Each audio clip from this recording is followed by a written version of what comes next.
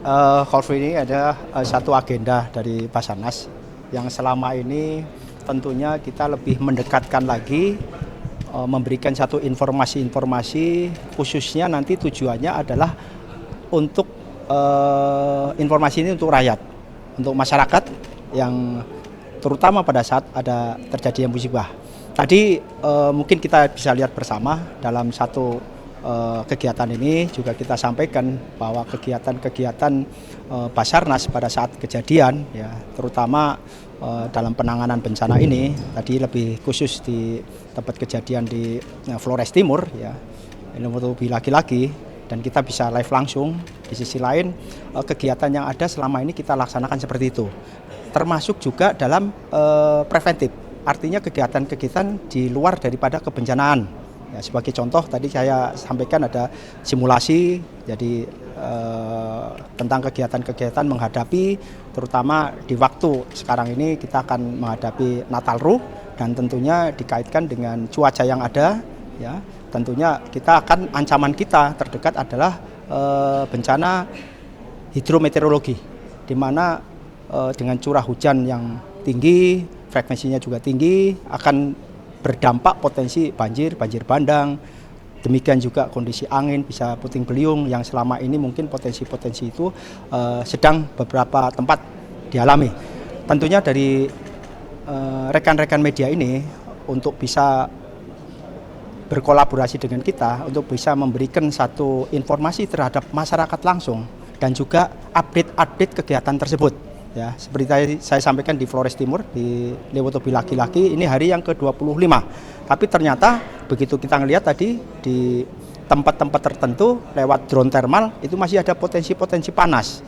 Artinya dengan adanya ketentuan dari pemerintah dalam hal ini declare daripada kegawat daruratan hari ke-25 ini masih berjalan operasi ataupun belum diizinkan masuk ke tempat-tempat yang memang masih rawan tadi di radius di atas 8 km tadi, dan kita bisa melihat sendiri tadi di mana masih ada suhu yang panas yang relatif, itu juga harus tersosialisasi dengan rekan-rekan masyarakat di tempat.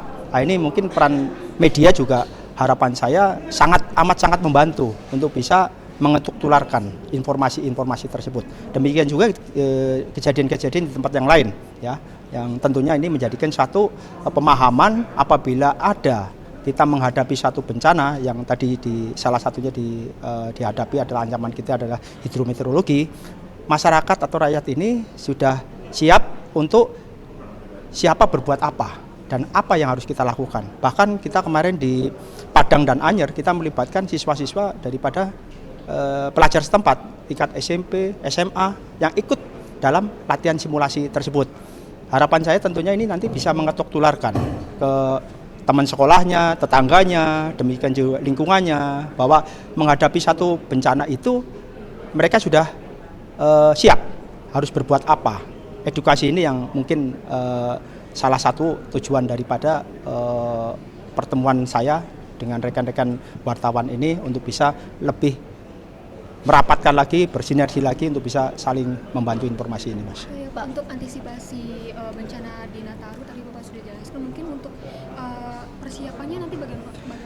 Untuk Nataru ini nanti standby khusus yang kita declare itu mulai tanggal 18 Desember ini sampai dengan tanggal 6 Januari. Tetapi di luar itu pun kita saat ini sudah standby sebetulnya, Mbak. Ada di 43 titik di Kantor SAR, dan nanti pada saatnya Nataru kita akan tambahkan memfungsikan di tempat pos dan unit. Ada total sekitar 203 titik yang tempat di luar daripada konsentrasi yang tentunya ada di Jawa ini. Di Jawa ini kita akan mendeploy 3 helikopter, ya, di wilayah barat, ya, di Selat Sunda kita akan 1 helikopter, di tengah itu nanti di antara Cikampek dan Kali Kangkung, dan di timur nanti di Banyuwangi.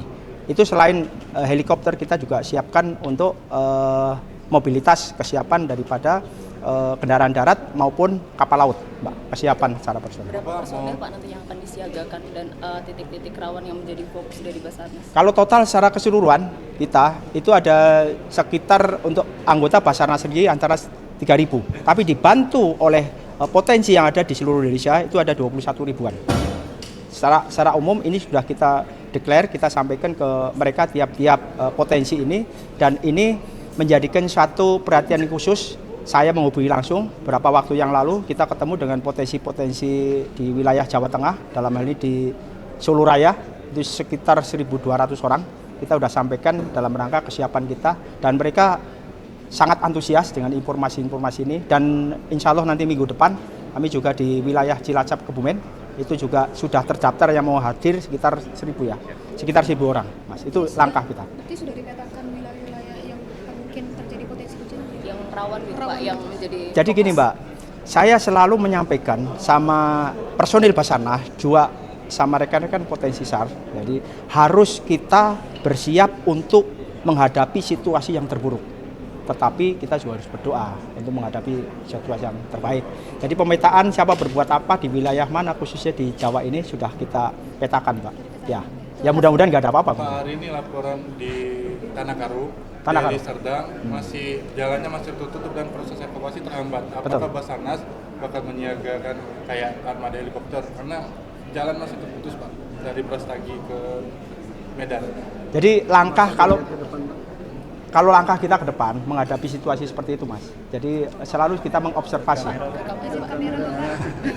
Jadi langkah terdepan kita menghadapi dengan satu akses yang tertutup, kondisinya masih punya potensi bahaya. Kita mengobservasi dengan menerbangkan drone. Kalau kita menerbangkan satu pesawat, memang pesawat ini terbatas jam terbangnya, Mas.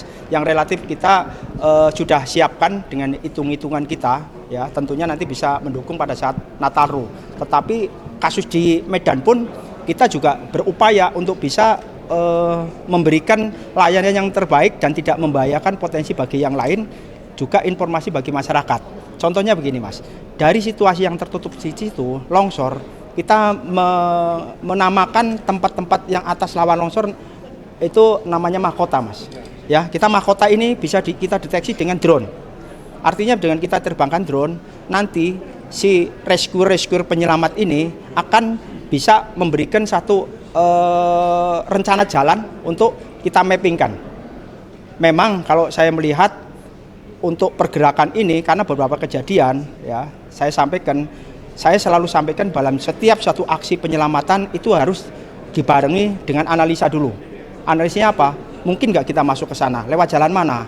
Nah, tempat-tempat yang tadi akses tertutup, ya, kita pengalaman dari kejadian dulu di Makassar, di mana di sisi lain orang menunggu di situ karena kita belum observasi.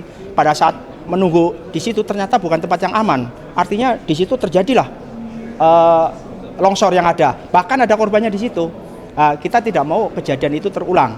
Akhirnya kita selalu mengutamakan dengan observasi tadi dengan drone. Berarti dalam hari ini dari Sumatera Utara belum menyampaikan laporan secara resmi permohonan untuk evakuasi, apa belum ada keputusan dari. Kalau untuk heli kelihatannya belum ada, Mas. Tapi kalau untuk aksi sama ininya kita begitu kejadian langsung ada reportnya. Ada 40 ribu. Nah, Mas? Kasih cuaca mungkin menjadi opsi untuk mempermudah evakuasi. Kalau yang jelas saya tekankan pada tiap kepala kantor SAR itu selalu mengupdate cuaca dari BMKG. Sekarang kan ada yang per jam dari per wilayah. Jadi itu sebagai acuan kita, dasar kita. Jadi kayak tadi misalkan hari ini misalkan di sisi lain hujannya rintik-rintik, lebat dan lain sebagainya. Sampai kapan nih? Ternyata ada prediksi itu. Ya, Mas ya. Jadi update untuk dari BMKG. Kita juga terbantu dari kepala BMKG selalu mengupdate ke kita tiap harinya. Pak, satu lagi Pak, ini kan sudah mau masuk musim hujan Pak. Bagaimana antisipasi Basarnas di Lewotobi Pak, antisipasi banjir lahar dingin karena sudah mau masuk musim hujan? Jadi saya sudah menyampaikan ke teman-teman di lapangan bahwa walaupun itu operasi ditutup, ya, tetapi kita harus tetap standby. Karena apa? Dengan adanya erupsi ini, ya, secara logika kami sampaikan di lapangan itu ada tumpukan-tumpukan daripada mungkin partikel-partikel yang punya potensi. Seandainya nanti ada hujan yang frekuensinya tinggi, itu bisa menjadikan satu dampak lahar dingin. itu sudah kita antisipasi. Maka dari itu tadi waktu live saya sampaikan bahwa saat ini kondisi masyarakat itu di tempat jarak yang aman, Mas. Jadi kalaupun nanti ada lahar dingin, insya Allah kondisi tersebut tidak akan sampai ke masyarakat ya. Jadi di situ, Mas ya. Jalur-jalurnya sudah dibuat. Jalur untuk masyarakat untuk relokasi kemarin saya melihat dari BNPB juga dari Pak Menteri PMK sendiri sudah ngecek langsung, itu sudah dibuat untuk relokasi masyarakat tersebut. Demikian ya, masih ya.